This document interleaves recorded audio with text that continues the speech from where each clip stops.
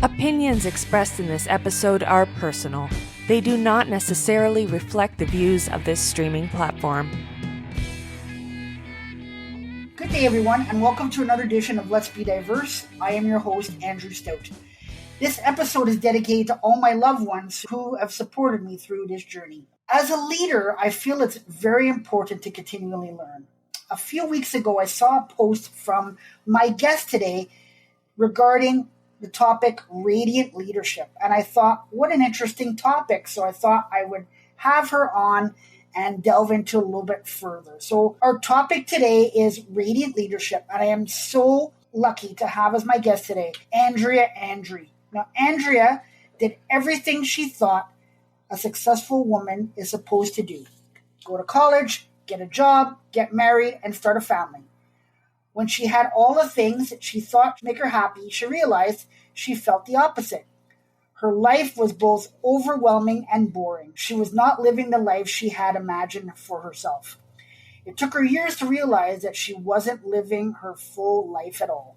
She was living the life she was told to live. Now she's passionate about helping other women evaluate their lives by rewiring their inner landscape and activating their inner radiance. I met this person on LinkedIn. I clicked with her. We had a conversation, and right away we got along. I just thought that she was a phenomenal person, so upbeat, so friendly, outgoing, and I just thought we got to get her on. So today is the day, and I'm so happy to have her on. Welcome to the show, Andrea. It's so awesome to have you here today.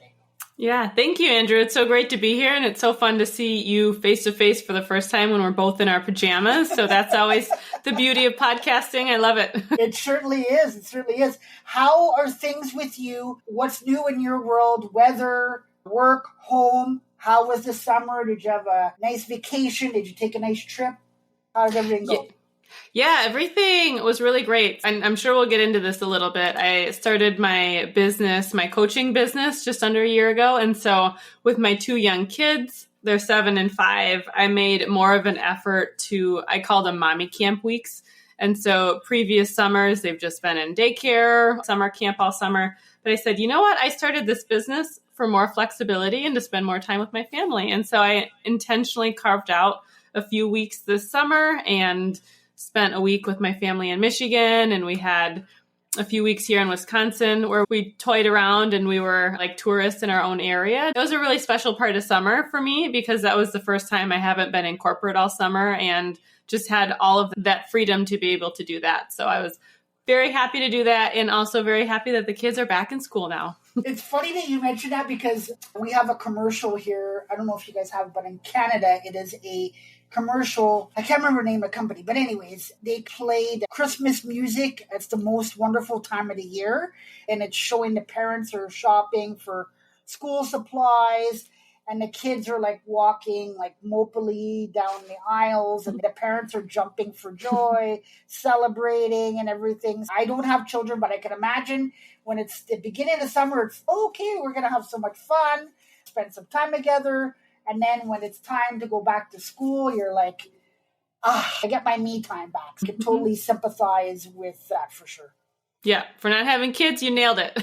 That's exactly how it is. So I'm glad to hear that you guys had a good summer. And I love your idea of mommy camp weeks. I just think that's such a great idea. And I'm sure it must get the kids excited to spend time with mom and do fun things and stuff and keep them active, because I'm sure in your household, if you don't keep them busy, I'm sure you hear quite often, Mom, I'm bored. Yeah. Yes. Yeah. That's what it is with kids. Every day is how can I burn out their energy? That is the goal every day. I love that you shared all that. I appreciate that. Thanks for doing that. Before we begin, I always have a fun question to ask my guests to get things going. Are you ready for yours? I don't know. I'm nervous. We'll find out. It's pretty simple. I think you'll like it.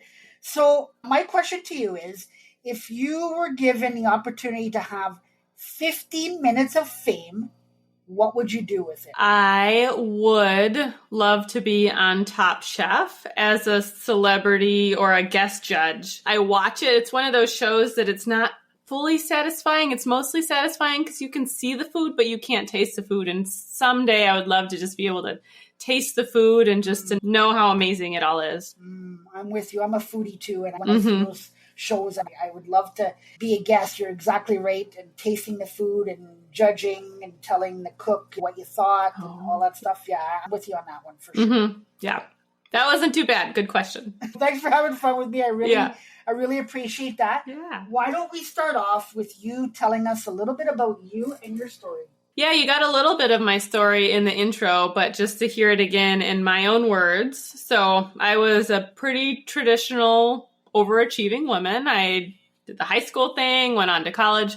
And as I graduated college and entered the workforce, I had this checklist in my head of, I want to do all these things by the time I'm 30, and that's when I'll be really happy. And I think I've heard my story in a lot of women, and so I know I'm not unique. Everyone just has their own flavors of this.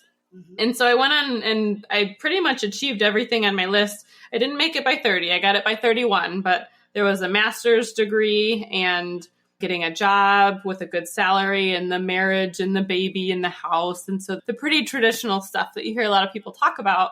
And my baby was 6 months old. We moved into our house and it was like I was looking around and just expecting happiness to find me and this feeling of success to find me. And I found that I felt the complete opposite. And not only did I couldn't feel anything. I looked at my baby daughter and I'm like, I know I'm supposed to love you, but I couldn't even feel love in my heart. I took her to a daycare that I didn't love, to go to a job that I didn't love, and I literally couldn't feel anything. And so I had that, and then as time churned on and new motherhood churned on, I just felt like everything was about going through the motions. You rush out the door to get to daycare, to get to work. You rush home from work to get to dinner and to bed. And life it was really boring, but overwhelming. I felt busy, but I wasn't busy with anything that was filling me up at all.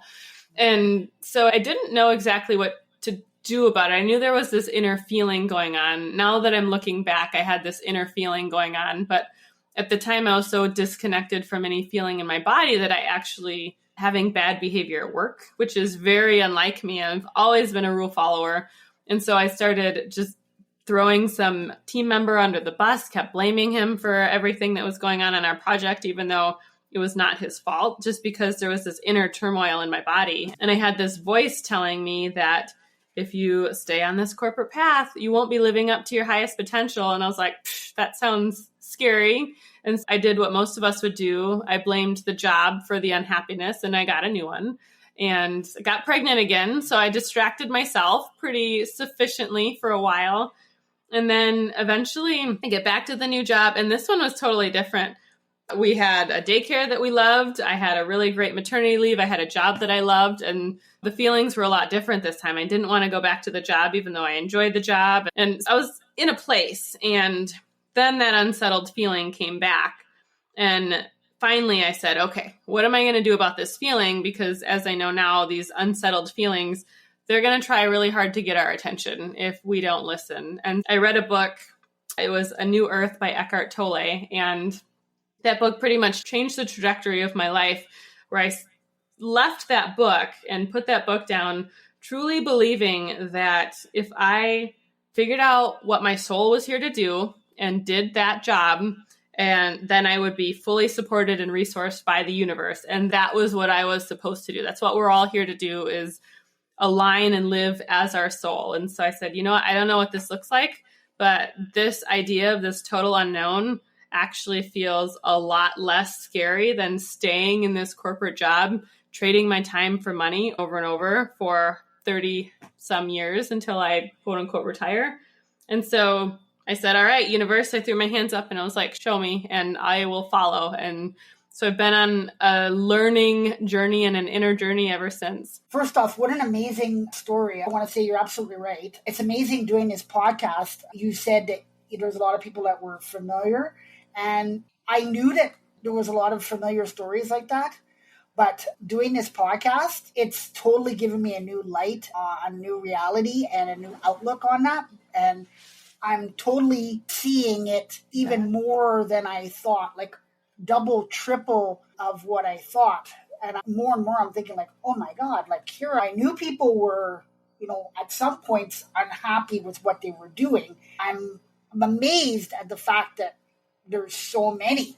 So that's the first thing I want to say. And I just love that. The other thing I want to say is I just love your line. I figured out my soul and what I was here to do. I just love that line. I think that's so beautifully said. And it just tells the story of what we are all supposed to do. And I truly believe in having passion for what you're doing. I think it's very important. And once you have passion, then you can go so far. The innovation comes out, the creativity comes out. So I think it's so important rather than sitting in a job that you just don't like, or you're just not happy, or you're not comfortable. And like you said, doing the things, paying the bills, picking up the kids, dropping them off at school, going to work, or dropping them off at daycare, go to work, hang out, do your job, come home, have supper, homework, or bath time, or whatever, get them ready for bed. You have time to relax, and then starting it all over again. And a lot of those times I find people, they have that time where they're at home and they have an wine, and then there's that thought process, oh my God, I got to go back to that place again tomorrow. And I really don't want to go back there. And then there's that, what am I going to do? Like, I'm stuck. I feel like I'm stuck. I feel like I'm in a hole and I can't dig out of it. That's this feeling that I know that I've had. And like I said, I'm realizing as I'm doing these episodes, so many others are having that. I really appreciate you sharing your story. I think it's important for the listeners to be hearing it more and more, that a lot of us have been in these situations. It is possible to get out and do exactly what you want to do, for sure. Yeah. I'm not surprised that you're hearing it a lot, because people who get to that point of despair, many of them then choose to do something different. And I'm sure you're attracting a sort of audience with your podcast of those people who have chosen to do something different. And I'm sure you're self-selecting in a way for those stories too, based on who you're choosing for your podcast. And so to me, that makes a lot of sense that you're hearing it over and over. Yeah. And to be quite honest, Andrea, I don't even know that those stories are coming. So that's the amazing part is. So I'll explain this and then we'll keep going, because I know we're going a little bit off. But when I look for a guest, I use my HR skills. I use hard skills and soft skills. So most people, I would say, when they're looking for a podcast guest, they look for people who have the content that they're looking for. And then they produce it. I am the opposite. I look for the soft skills first.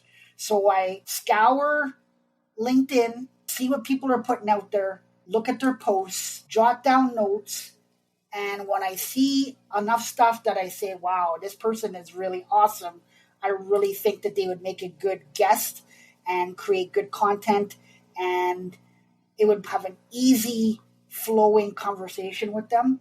I need to get them on.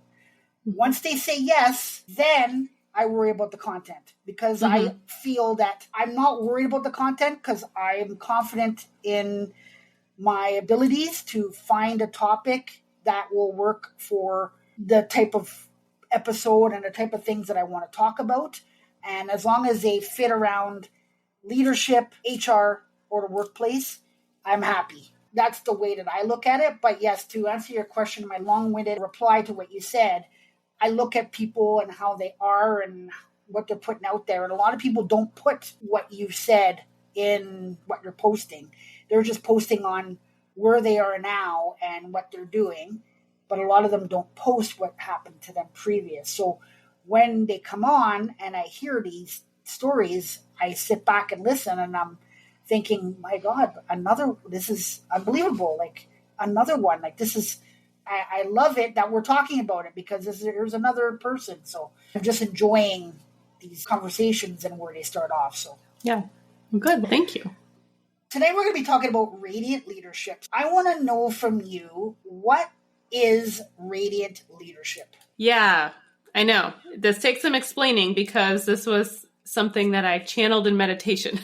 So it's not something that I've seen necessarily out yet. But as I've been fine-tuning, how am I here to help and what am I here to offer the world, this concept came in. And for me, it's really, we'll start with the leadership portion, because for me, the leadership portion is really more of a self-leadership. Especially for women, for way too long, we have been trying to define us and our leadership based on things outside of us. And so how many degrees or certifications do I have? How many projects did I do successfully on time or under budget? And I've had clients in my sessions say, I don't know what other people value in me. And it's like, why are we trying to morph ourselves into what other people think we should be? And so the leadership portion to me is really about self-leadership. How can I be the leader of myself in my life? And how can I be the truest, most authentic version of me?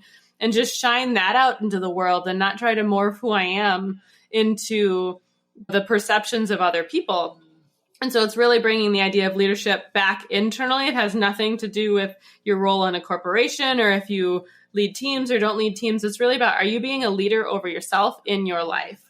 And for me, the radiant portion came in because I alluded to a little bit what my soul is here to do. So I bring an element of spirituality into my work as well. I'm a transformational and spiritual coach. And when I say spirituality, I don't mean religion. What I mean by spirituality is really just understanding who we are at the deepest level and who we're here to be and express as while we're in these human bodies.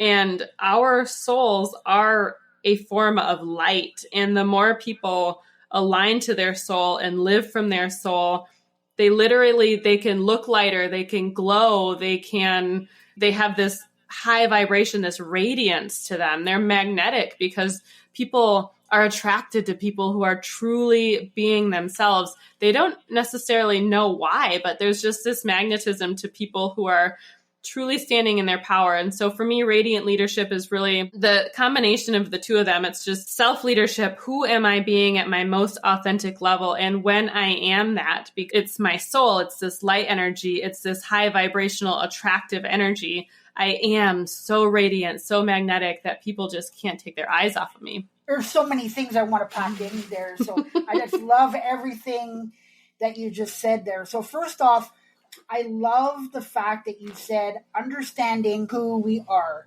And the reason why I love that is because I truly believe that a leader who is vulnerable allows their team to see them in a vulnerable state. And for me, that is a genuine characteristic, which then builds trust, respect, and building rapport as well. So I just love when you said that. I think that is something that a lot of leaders, I believe, do not have. They feel that they can't be vulnerable because they're afraid to show that they have a vulnerable side, and they feel that they have to have a tough exterior. I believe that it's been years since that people are looking for the opposite of it. And I think the pandemic brought out even more of that. And people are, when you talked about your story that you were not happy with where you were, I think people are more and more in control now of what they want and what they're looking for and what they need as far as a career. People talk about work-life balance, but I like to say work-life integration because I don't believe in work-life balance. I think it's very hard. I think we have to try to integrate it because you're going to bring some of your stuff home and you're going to bring some of your stuff to work. Yeah, absolutely. And especially on that too, it's not just stuff, but it's just who you are. A lot of people think that I can box myself off and I can leave the work part of me at work or I can leave the home part of me at home. But you are you wherever you go. We carry the same belief systems, the same pain in our energy body. I don't believe that we can segment part of our lives. I think that we certainly lose the authentic part of us when we do that, but it's also just really hard because you're trying to shove things down that naturally want to come up, and it's just not easy because your body doesn't say, all right, I'm walking into work, I'm not going to talk about this thing anymore. That's our brain that's got to put in a lot of energy to try to do that. So I agree, you are you wherever you go. And you talked about it before when you were talking about not being happy at your work. You, along with other people who are not happy, they're bringing their unhappiness home. And they're, I spoke to a woman a couple of weeks ago, and she was saying that she was at the point where she didn't even want to, like, she got home, her kids wanted to play with her, and she just did not have the capacity to play with them because she just was not in a state of happiness. And she found herself like, oh my God, my kids are wanting to play with me and I am thinking about work. This is not good. I don't want my kids to start to see this as they get older and think, oh my God, mom never had time for us because she was too busy with work. So that was her calling to say, I need to make a change. I don't know what it is, but I got to figure it out. It's hard to figure stuff out like that, like on a whim or overnight. But, beginning the process of doing that is very important. Absolutely. Yes. And yeah, you're right. It's just one step at a time. You don't have the final answer when you get started. You just take one step and then one step and then one step. Oh, for sure. So why is radiant leadership, why do you think it's so important? Mm-hmm. Especially like in an organization? I look beyond the organization, and this is where I get a little deep. But for me, being the truth of who we are is the only reason that we're on this planet, is for us to take human form and then for us to learn how to express our soul through human form. And so I feel like we're not here to make the most money. We're not here to get the most degrees. We're literally here to be who we are meant to be in the fullest possible way. And so I look at corporations, those are all man-invented entities. I take it a step further. What is our universal reason here? And for me, I really think that this is what we're all here to do, what we're all here to learn and master. And that's why it's important to me. I love it. I do agree with you for sure when you say the truth of who we are. And I think whatever you're doing, it's important to figure out who we are, why we're here, what are we supposed to do. And you said also learning to express it. I think it's important to understand how to express it and learn how to do that instead of sitting back in the wings and letting other people express what they think. I think it's important to come to the table and express that as well, for sure. Yeah, absolutely. So this probably is going to be a really deep question for you. So I'm really interested to hear your answer on this. I love the fact that you've thought about this radiant leadership. What does the future look like for radiant leadership? For me, coming from an individual, so we'll start at that lens first. So me and then everybody as them. I would just love to see people walking through the world unapologetically themselves. They're not being a-holes to people, but they don't care what other people think about them. They know who they are. They know what they're here to be. They know what they deserve, and they go out there and they get it. And so they're able to live these amazing lives that we're all worthy of living. We all are deserved of living. And so from an individual level, I would just love to see people be happy and to see people lit up. And when you do that, I think that we're all here to express in a certain way. And I think we're also here to help improve the planet in our own way. I like to say we've all got our little corner of the planet that we're here to improve. And so can you imagine if everyone was living as themselves and they were living the thing that they're most passionate about and making the planet a little bit better in their own unique way, like what the world would look like if we all did that? That's just the world I live in. Is in my vision is just we're all here living and contributing, and we're all happy. There isn't a hustle and a grind. We're happy. We're lit up. We're communicating with each other and experiencing each other, and it's just a nice place to live. And I know it sounds like utopia, but I like to go in the future and at least look at possibilities to have as a North Star for me to start to move towards and talk about. Whether we totally get there, at least if you're talking about it, you're moving people in a direction that gets you closer and closer to it. I love that for sure. I just love everything that you packed in there. I think it's so good. I think it's so important that we understand what we're here to do. And you said happy, which is the key thing right there. I think that we're just not happy. A lot of times I walk down the street and I smile at somebody and they don't smile back and they just look like they're, I don't know what, we just never know what's going on with somebody. But it's just amazing how somebody could just look at you like, what are you doing? Like, why are you smiling at me?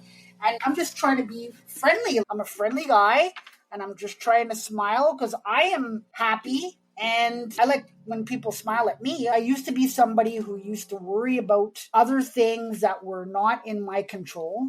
And I've learned now to concentrate on the things that are in my control Doesn't mean that I'm going to ignore the things that I don't have control of, but I just can't dedicate my life and my time to those things. So I look at it and I go, is it in my control? And if it's not, then I don't ignore it, but I just leave it, because it really is not worth it to get ourselves all wrapped up and stuff. And you just try to do things that are in your control, which makes us all feel better. I agree. Yeah. And the power of our focus is a really powerful creator of our reality too. And so I like to tell people, if you're worrying, you're putting out a vibration into the universe that the universe is going to match somehow. And do you really want it to match? It might not be the exact thing that you're worrying about, but the universe doesn't judge, it just matches. And I don't want them to be matching things like that. And so you're right. It's helpful to try to live as intentionally as possible from a place of joy or happiness or wherever you can get to. We can't live there 100% of the time, but if we can try to get there more and try to start to stretch ourselves, then we're going to be bringing situations back to us that match that. And yeah, I also agree. I try not to worry about things that I can't control. No, it's not worth it. And I love what you're doing. I love how you're working with people and how you're helping them and your message. I just love that. I think it's so important. And I could see how people could come out of it thinking positive and realizing that they can do what they want, or like you say, learning to express themselves and figuring out the truth of who they are. I think those things are so important. And whether it's in your job or your home life or your projects or what have you, I think just having that confidence is super important for sure. Absolutely. Yep. If you could choose one word to describe yourself, what word would that be? The word that just came in was fearless. And yeah, I don't know. It's not that I don't feel fear, but I made a decision in 2020 when COVID hit not to make decisions from a base of fear, from a perspective of fear. And so I've really been working on moving forward despite my fear, or in some cases, I don't have the fear anymore. I look at that word and I don't think that there could be any better word for you, in my opinion, from your story. Honest to God, I feel like that word is a true testament of who you are. We had such a great conversation, our first conversation over the phone, and I could just tell that you were like that right from the get-go. And just hearing your story today and where you were and what you've accomplished and where you are now, you took a chance on yourself. And I would be very proud of you, because there's not a lot of people that are willing to do that or are ready to do that. But you did it. And yeah, I'd say fearless is a perfect word for you. Thank you. I feel like I should say, thanks, Dad. Thanks, Dad, for being proud of me. It did sound like a dad compliment. Yeah. But I'll take it. Thank you. No I appreciate problem. it. Any final thoughts today? One thing I just like to tell everybody, wherever you are in life is exactly perfect for you. It's not a race. There is no competition. Everyone is on their own timeline, on their own path. And many of us, we're not meant to be out of the pain. We're meant to play in the pain so that way we can get the motivation to get ourselves out. And wherever you are, just look at it as part of your journey. And whenever the time is right for you to make a move and take the next step, I know that you will. I love that. I love that. I just want to thank you for taking the time to come on and chat with us this evening. I love your story. Like I said, I love where you have come from, and I just love your message. It brings such positivity along with a side of compassion and empathy. You really show that you are a caring person. You care about every individual that you come in contact with. And I truly believe that you want the best for everybody. And that's a quality that a lot of people try to get to. And you have that. So I want to thank you for coming on. I appreciate you. I appreciate our conversations. And I just appreciate this conversation today. I think it was. Yeah. Thank you. And Andrew, I want to say thank you to you. I remember from our first conversation, you made me feel very safe to just talk about whatever the heck I wanted to talk about. You said, this podcast, I want diversity. I want different perspective. And so I knew I could bring my woo a little bit and it was going to be welcome. And thank you for creating the space for all of these conversations and for giving me a chance to tell my story. I really appreciate it. Oh, those are very kind words. I truly appreciate that. Thank you very much. On behalf of myself and my guest, Andrea, I would like to thank you all for listening. And until next time, be safe. And remember that if we all work together, everyone, we can accomplish anything. You have been listening to Let's Be Diverse with Andrew Stout. To stay up to date with future content, hit subscribe.